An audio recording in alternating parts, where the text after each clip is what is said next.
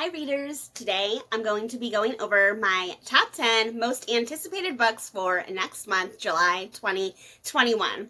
And since we are in the peak of summer reading season, I decided I would put a fancy hat on, but I'm not going to keep it on because it's really hot and I can't run the air conditioner when I'm filming because it's way too loud, so sorry, hat is going to go to the side for now. In case you don't know me, I'm Chris. I do weekly book reviews, book box unboxing videos, and all sorts of bookish stuff with my little furry friends who may or may not make an appearance at some point during this video. So before I jump in, these are not all the books that are being released next month because there's like hundreds of books that get released every month. These are just the 10 that I picked out that I am most interested in, and these are not in any sort of order other than by release date. So let's jump in with book number 1, which is going to be Anyway the Wind Blows by Rainbowrowell. Now, hopefully this name sounds familiar to you because she is the author of the very popular Simon Snow series. This is the 3rd book in the trilogy, and I thought it would just be easiest to read you the, and I'm being distracted already by my little old lady Snowball. This is Snowball. She's very old. She has adrenal disease, which is common in ferrets. That's why she's losing some of her hair. But she's a very active girl. For an old lady who has a disease, she's a very active girl. Let me give you a quick treat here. Here you go, Snowball. Good girl. Okay, bye, Snowball. Alright, so, Anyway the Wind Blows. Alright, her first book was Carry On. In Carry On, Simon Snow and his friends realized that everything they thought they understood about the world might be wrong. And in Wayward Son, that was book number 2, they wondered whether everything they understood about themselves was wrong. In Anyway the Wind Blows, Simon and Baz and Penelope and Agatha have to decide how to move forward. For Simon, that means deciding whether he still wants to be a part of the world of mages, and if he doesn't, what that means for his relationship with Baz. Meanwhile, Baz is bouncing between 2 family crises and not finding any time to talk to anyone about his newfound vampire knowledge. Penelope would love to help, but she's smuggled an American normal into London, and now she isn't sure what to do with him. And Agatha? Well, Agatha, well-beloved, has had enough.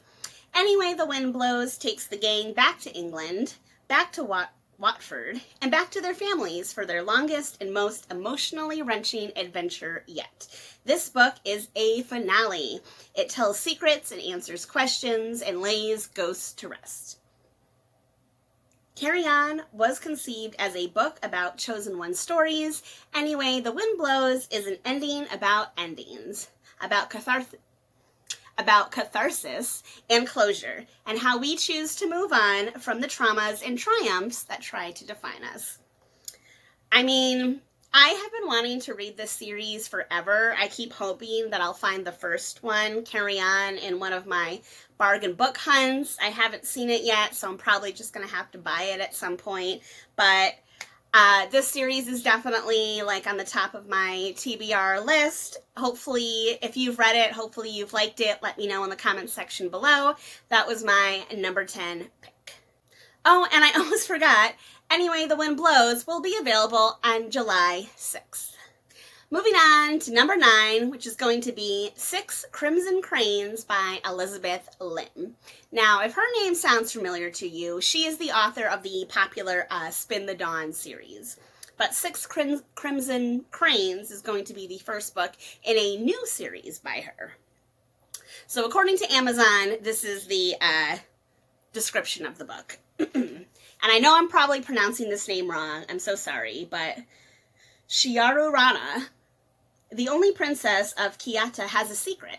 Forbidden magic runs through her veins. Normally, she conceals it well, but on the morning of her betrothal ceremony, Shiaru loses control. At first, her mistake seems like a stroke of luck for stalling the wedding she never wanted, but it also catches the attention of Raikama, her stepmother. A sorceress in her own right, Rekama banishes the young princess, turning her brothers into cranes. She warns Shiaru that she must speak of it to no one, for with every word that escapes her lips, one of her brothers will die. Penniless, voiceless, and alone, Shiaru searches for her brothers and uncovers a dark conspiracy to seize the throne. Only Shiari, can set the kingdom to rights, but to do so, she must place her trust in a paper bird, a mercurial dragon, and the very boy that she fought so hard not to marry. And she must embrace the magic she's been taught all her life to forswear, no matter what the cost. Weaving together elements of the wild swans, Cinderella, the legend of Chang-yi, and the tale of the bamboo cutter, Elizabethlim has crafted a fantasy like no other, and one that will stay with readers long after they've turned the page. That sounds super exciting to me. If that sounds super exciting to you, then Sixcrimsoncranes will be available on July 6th. Snowball says that she's interested in it too. Moving on to number 8, which is going to be The Forest of the Vanishing Stars by kristinharmel. Snowball, can you please stop biting my feet while I'm filming this video? Thank you. Oh, do you need another treat? Hold on. That's my toe. That's my toe. Here you go. That's a treat. There you go. Take it. Go. Be free. Back to number 8, The Forest of the Vanishing Stars by kristinharmel. All right, so after being stolen from her wealthy German parents and raised in the unforgiving wilderness of Eastern Europe, a young woman finds herself alone in 1941 after her kidnapper dies. Her solitary existence is interrupted, however, when she happens upon a group of Jews fleeing the Nazi terror. Stunned to learn what's happening in the outside world, she vows to teach the group all that she can about surviving in the forest. And in turn, they teach her some surprising lessons about opening her heart after years of isolation. But when she is betrayed and escapes into a German-occupied village, her past and present come together in a shocking collision that could change everything. Inspired by true stories of survival against staggering odds and suffused with the journey from the wilderness elements that made Where the Crawdad Sings a worldwide phenomenon, The Forest of Vanishing Stars is a heart-wrenching and suspenseful novel from the #1 internationally best-selling author whose writing has been hailed as sweeping and magnificent, immersive and evocative, and gripping. So I have seen a couple people that have read advanced copies of this over on Instagram. Everyone has such really good things to say about it. I just finished reading The Nightingale recently, which was another World War II historical fiction. It was a super heavy read, but I really, really liked it. This sounds kind of on the similar vein, so I feel like I definitely want to read it at some point. I don't know if I can handle another heavy read like that so soon, but we'll see what happens.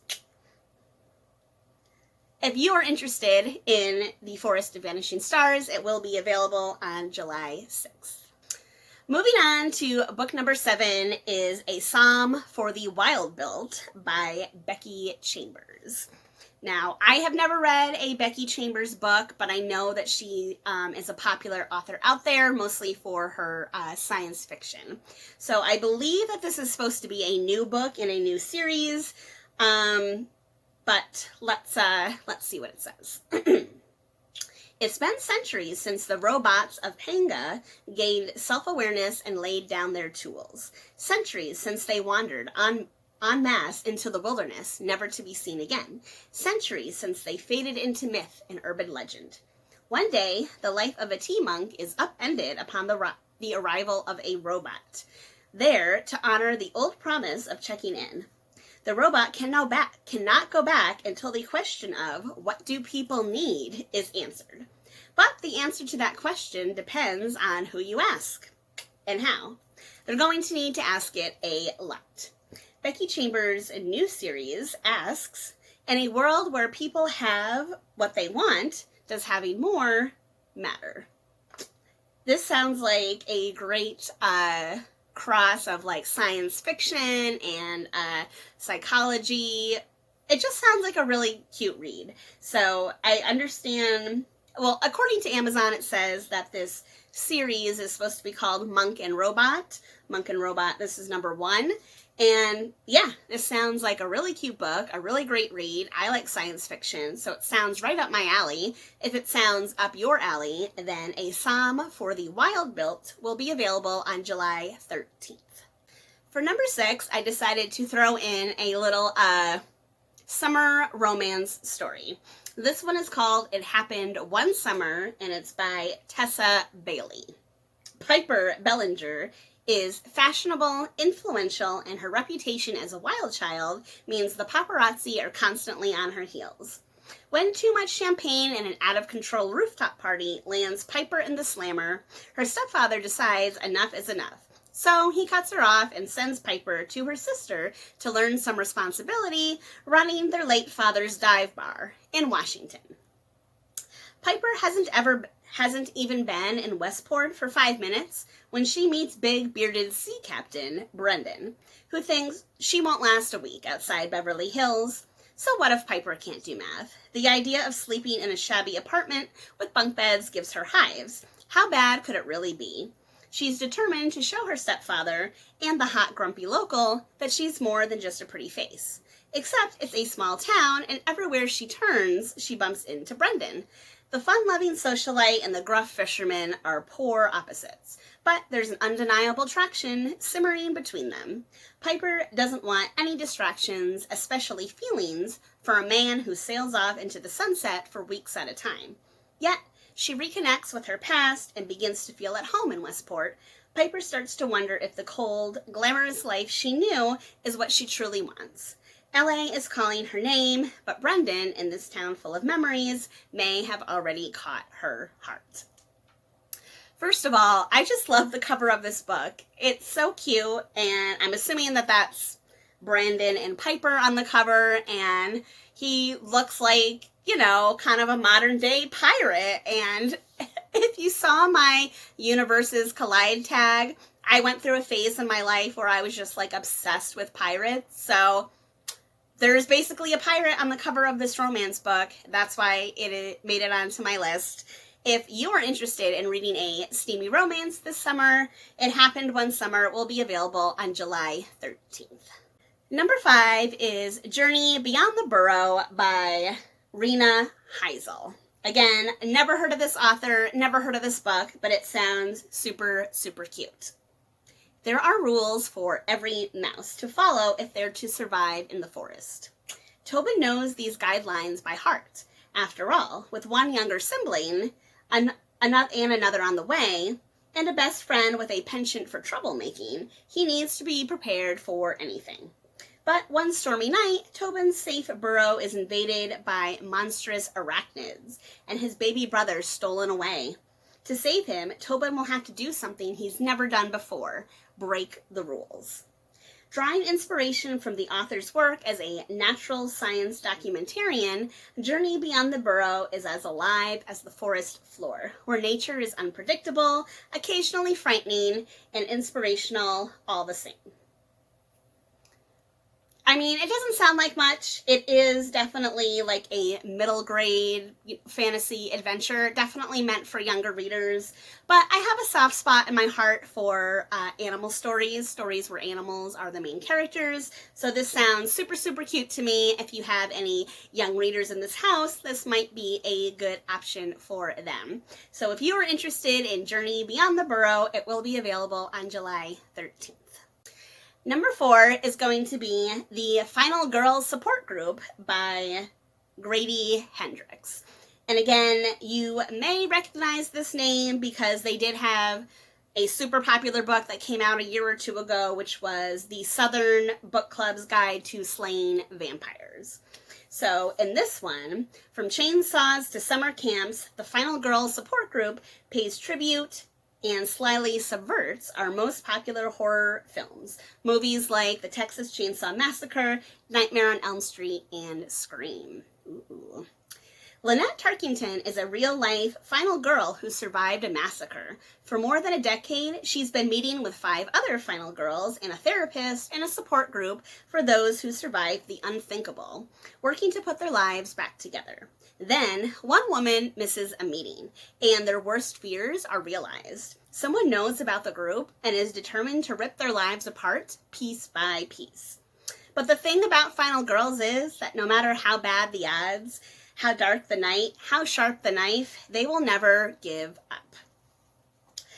I definitely went through a phase in my younger years, as most young girls do, I feel like, where I was totally into horror movies, especially those ones in like the late 90s, so Scream, Final Destination, all that type of stuff. So this sounds super interesting to me. If it sounds interesting to you, the Final Girls support group will be available on July 13th. Number 3 is going to be These Hollow Vows, and this one sounds super, super interesting. So this is from Lexiryan, who I've never heard of before, but this book is being described as Cruel Prince meets A Court of Thorns and Roses in this sexy, action-packed fantasy about a girl who was caught between 2 treacherous fairy courts and their dangerously seductive princes. I mean, that tagline right there sounds super fascinating. Bree hates the Fae and refuses to have anything to do with them, even if that means starving on the street. But when her sister is sold to the sadistic king of the Unseelie court to pay a debt, she'll do whatever it takes to get her back, including making a deal with the king herself to steal 3 magical relics from the Seelie court, different from the Unseelie court. Gaining unfettered access to the Seelie court is easier said than done. Bree's only choice is to pose as a potential bride for Prince Ronan, and she soon finds herself falling for him. Unwilling to let her heart distract her, she accepts help from a band of Unseelie misfits with their own secret agenda. As Bree spends time with their mysterious leader, Finn, she struggles to resist his seductive charm. Caught between 2 dangerous courts, Bree must decide who to trust with her loyalty and with her heart. Sounds like a super fun Fae adventure. I'm definitely interested in this. If you're interested, These Hollow Vows will be available on July 20th. My number 2 pick is something I'm super excited about, and that is She Who Became the Sun from Shelleyparkerchan. So this book is being described as Mulan meets the Song of Achilles. I mean, first of all, what? You sold me right there. So this is being described as a bold, queer, and lyrical reimagining of the rise and founding of the Ming Dynasty from an amazing new voice in literary fantasy. There's my computer. To possess the mandate of heaven, the female monk Zhu will do anything. I refuse to be nothing. In a famine-stricken village on a dusty yellow plain, 2 children are given 2 fates. The boy, greatness. A girl, nothingness. In 1345, China lies under the harsh Mongol rule. For the starving peasants in the Central Plains, greatness is something found only in stories. When the Zhu family's 8th-born son, Zhu Changba, is given a fate of greatness, everyone is mystified as to how it will come to pass. The fate of nothingness, received by the family's clever and capable second daughter, on the other hand, is only as expected. When a bandit attack orphans the 2 children, though, it is Zhu Changba who succumbs to despair and dies. Desperate to escape her own fated death, the girl uses her brother's identity to enter a monastery as a young male novice. There, propelled by her burning desire to survive, Zhu learns she is capable of doing whatever it takes, no matter how callous, to stay hidden from her fate. After her sanctuary is destroyed for supporting the rebellion against the Mongol rule, Zhu takes the chance to claim another future altogether, her brother's abandoned greatness. Yeah, if that doesn't sound like Mulan meets Song of Achilles, that sounds super, super fascinating. I hope that it is I hope that it goes as dark as the Poppy War went, because I really, really enjoyed that. So I'm definitely excited for this one. If you're excited for this one, She Who Became the Sun will be available on July 20th. And finally, that brings me to number 1, which is Gods and Monsters by Shelbymahurin. Again, I'm probably pronouncing that wrong, sorry. So Gods and Monsters is the 3rd book in the super popular Serpent and Dove series. In this final series, we have Lou. Lou has spent her whole life running. Now, after a crushing blow from Morgan, the time has come to go home and claim what is rightly hers. But this is no longer the Lou her friends knew, no longer the Lou who captured a chasseur's heart. A darkness has settled over her, and this time it will take more than love to drive it out. Unfortunately, I haven't read this series yet. I've kind of heard some mixed reviews. I know when it first came out, it was super popular, and then over time, I've started to see some more mixed reviews. But I know there are definitely some out there who absolutely love it. So if you are excited for Gods and Monsters, Book 3 in the Serpent and Dove series, it will be available on July 27th. So those are my top 10 picks for July 2021. I'm gonna grab a book, hit the beach, and see what kind of summer reading I can do. Let me know which books you are most excited for in the description box below, or let me know what else you plan on reading this summer. All right, everyone, happy reading!